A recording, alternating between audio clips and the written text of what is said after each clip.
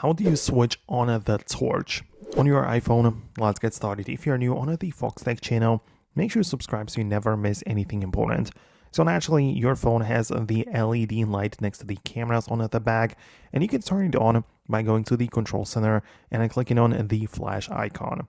If you don't have it, tap on the plus button at the top, click on Add a Control, and make sure you bring the flashlight controller back to the control center so you can easily switch it on and control it the way that you want, right? So naturally you can just tap on it and make it turn on or off, but you also have the ability to adjust the intensity by sliding down and up the slider like that. So you can see you do have some control over it, right? So that's like how it works.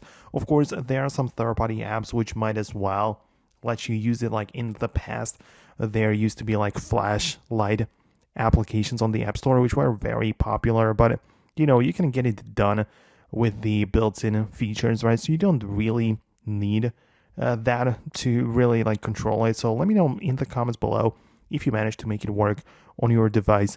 Most definitely subscribe for tutorials and videos like this one, and I'll see you later in the upcoming videos as well.